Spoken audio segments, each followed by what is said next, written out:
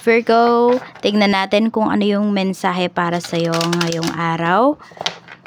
Always remember po na ito ay general reading lamang, kaya hindi po lahat ay makaka-resonate, kaya pakilawakan ang isipan. At kung hindi ka pa nakasubscribe dito sa ating channel, please subscribe ka na and pahit na din ang bell button para lagi kang updated every time na meron tayong uploads. Kung nais mo namang mag-avail ng ating private readings, ng ating rituals, ng ating Tiars Afero Manifesto, yan po ang ating manifestation booster. Meron tayo ditong Tiars bracelet, meron tayo ditong Tiars EEA necklace. Mag-mensahe ka na lamang po dyan sa link na nasa comment section. Nakapin po yon. So, para saan nga ba ito? No? Pangontra po yan sa kulam, sa barang, sa sumpa, sa gayuma, sa naiinggit po sa inyo, sa nag-i-evil eye, sa malakihang aksidente. Pampaswerte po yan sa love life, sa business, sa career, sa work ninyo, kung meron kayong tino-target na company, na position, yun. Saan pa ba? Sa health at saka sa travels po. Kaya message na lang po kayo directly sa ating Facebook page kung interesado. Doon ko po kayo i-entertain. So, eto pala yung ating Facebook page. Ayan po. Dali. Yan. So, ayan yung mga, ayan, ito yung name natin. 72,000 followers na tayo. Andyan yung number natin. Huwag na po kayo mag-call and text ha. Yan. Nilagay ko lang yan para alam niyo na yan yung ginagamit ko na number. Oo. Yan. Tsaka yan din yung nasa list na ibibigay ko sa inyo pag nag-message po kayo. So, ito, para malaman nyo kung legit ba yung ano natin yan. So, yan. Halos araw-araw naman meron tayong uploads dyan.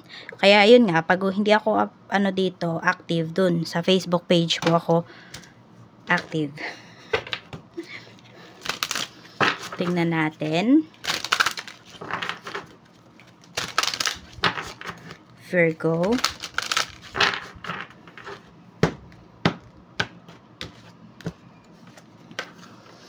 Infinite abundance. Sabi dito, you're fully supported as you devote yourself to your divine life purpose. So, alam nyo na ba yung life purpose ninyo? Tingnan natin kung karamihan ba sa inyo nasa right path na kayo. Sige, kasi yan yung pinakita sa atin eh. So, yan yung tingnan po natin. Shuffle ko lang to. Pili kayo ha.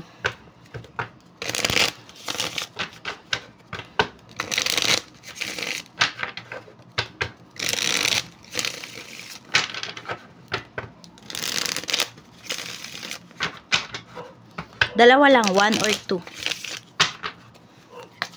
Dalawa lang yung choices natin. Hindi ko din alam kung parehas bang yes yan, parehas bang no. Let's see, para sa pumili nito, number 1, nasa tamang, wala pa, ayan po. Wala pa kayo talaga, hindi nyo pa yan, hindi pa tama yung nilalakaran po ninyo. Yes, pwedeng kumikita na kayo dyan, ha? Oo, yung iba naman sa inyo, feeling stuck pa rin ba kayo sa life ninyo, Virgo? So, ito yung dahilan kasi you're not yet on your right path. Hindi mo pa ginagawa, hindi mo pa sinasabuhay yung life purpose mo. Number 2, yes, ayan, no? Ang ganda na ng mga nangyayari sa life ninyo. Pagpatuloy nyo lang yan. Kung ito, hindi pa kayo humahakot ng awards, rewards, ng yung hard work ninyo, pagpatuloy nyo lang po yan. Kasi nandyan na kayo, nasa right path na kayo, Virgo. Huwag na kayong lilihis. So, ayan, tingnan pa natin ano pa yung mensahe.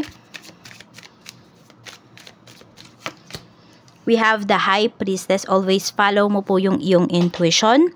So, nakikita ko naman dito, controlled mo naman yung iyong emotions ngayong araw na to. Actually, pwedeng meron dito pala, emotional kayo ha. Pero okay to kasi makakapag-manifest po kayo ng maganda. Yan.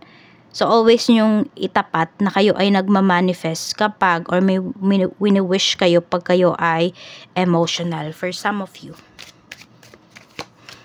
We have naman ito, the Empress. Ito naman yung mga naiisip mo. So, meron ba dito, naiisip nyo nang dagdagan yung inyong anak?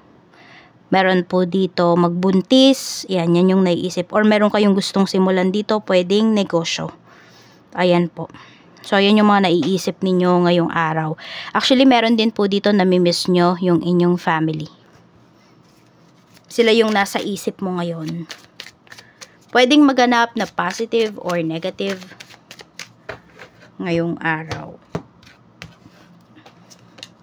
Knight of Wands. So, maging smooth naman po kung may travels kayo ha.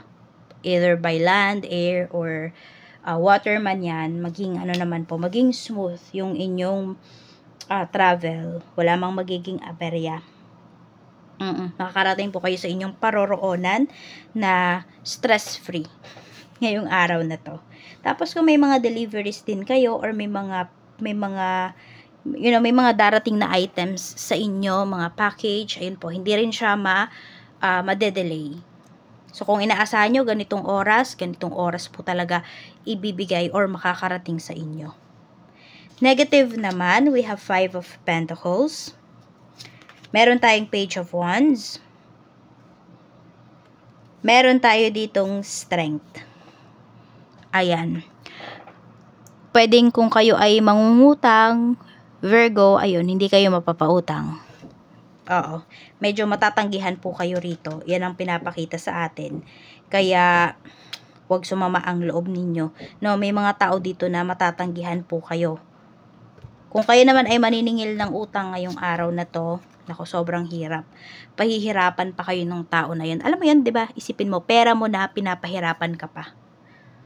Kaya, next time, isip-isip talaga kayo kung papautangin nyo pa ba yung mga tao na yan na nanghihiram po sa inyo. No? Kasi pera mo na, ay nako, nai-stress ka pa. Lugi ka pa sa stress. Yun yung pinapakita rito. Medyo may shortage na pinapakita pagdating dito sa, kung meron kayong basta may shortage dito na pinapakita regarding sa pwedeng puhunan to sa business for some of you. So, kaperahan, we have the Magician.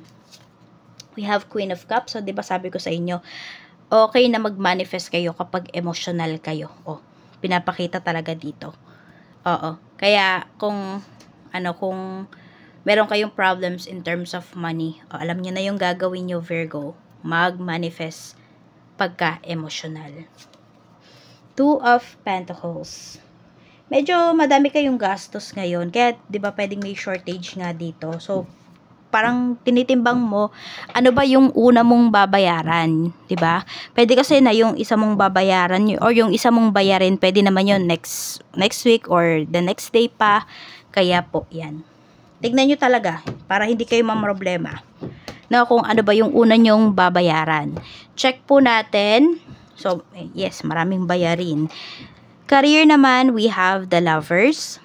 Meron tayo ditong 2 of Swords. Ayan po. At meron tayo ditong 4 of Swords. Meron ba, work from home kayo? Pwedeng nai-stress kayo dito pagdating sa asawa nyo, pagdating sa karelasyon nyo. Yun yung pinapakita. So, pwedeng nagdadalawang isip ka ngayon kung ka na ba, sa field ka na ba, or magstay ka pa dito sa work from home mo. Kasi nai-stress ka, parang sa halip na makapagpahinga ka, 'di ba? Iba yung nangyayari. Nai-stress ka pa. So pag-isipan mo nga yang mabuti talaga. No, wala naman ako nakikita dito matatanggal sa work. Meron lang nagpapagulo dito sa isipan mo. Broken hearted ba yung iba sa inyo? Ngayon kayo mag-manifest. Lalo na pagdating sa pera. Ayun, pwedeng meron dito. May naging karelasyon ka ba nakatrabaho mo? Tapos hindi ka nakapag-focus ngayon sa work. Ayun, yun yung tignan mo kung dapat ka bang mag-resign dito. Kaya mahirap talaga kapag kapag katrabaho mo, naging jowa mo. Kasi, 'di ba, hindi ka makapag-focus sa work kapag kapag naghiwalay kayo. Hindi naman sa pagiging negative, no? Pero iyon talaga yung pwedeng mangyari. Reality yun. Ano yun? Lagi kang iiwas, ganun. Sa business naman, we have Death card. Meron tayo ditong Queen of Pentacles. Tapos, meron tayo ditong Three of Pentacles. So, may new source of income dito na pinapakita. Pwede rin may makikipag-partnership dito. Pero mas madami new clients ngayong araw na to. So, kikita ka talaga more on sa new clients mo. Kaya, gandahan mo talaga yung services na binibigay mo sa kanila. At syempre, yung quality ng products mo. Tuloy-tuloy naman, ayan, no, tignan mo, infinite abundance. Yung iba lang sa inyo, nabablock yan because sa mga tao na nasa paligid ninyo, okay, your mindset, kasi yung iba po ay hindi kayo nagiging grateful. Nakakalimutan yung maging grateful. Totoo yan. Kasi ang lagi yung tinitignan yung wala kayo. So, tignan mo muna, i-appreciate mo muna yung bagay na mayroon ka ngayon. Ano ba yung nasa harapan mo? Ano ba yung mga mayroon ka na, Virgo? Sa health naman, we have the Hanged One. So, more on paa.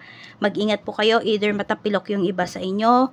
Basta parang may sasakit. Ano yung lintos ba yun? Yung sa paa? Yun, baka meron kayong bagong sapatos, bagong sandals. Yun. At matagal yung suot or matagal kayong nakatayo. Medyo magkakaroon po kayo ng problem sa paa. Meron din dito nangangati yung paa nyo. Hindi ko alam kung alipunga ba yan or basta there's something, parang na-allergy yung iba sa inyo, sa paa, basta meron sa paa. Pwedeng sugat. Yun ha, tignan nyo po yan, baka may sugat yung iba sa inyo sa paa. Oo.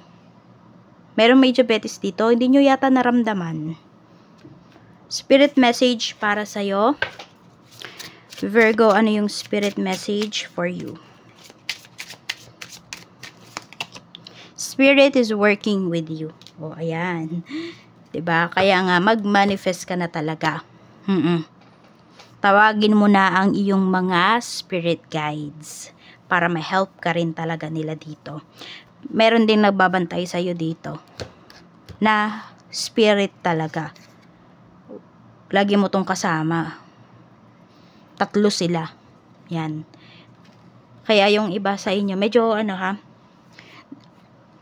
meron dito, tawagin mo yung mga spirit guides mo kasi may mga nakabantay sa'yo dito na inuubos yung energy mo. Yes po. Oo. Kaya kung yan yung nafe-feel nyo, lagi kayong drained. May nakakabit kasi sa inyo. Oo. Kailangan mo yung paalis. So, yan lang, Virgo. Ingat ka. More blessings to come and see you again on my next video.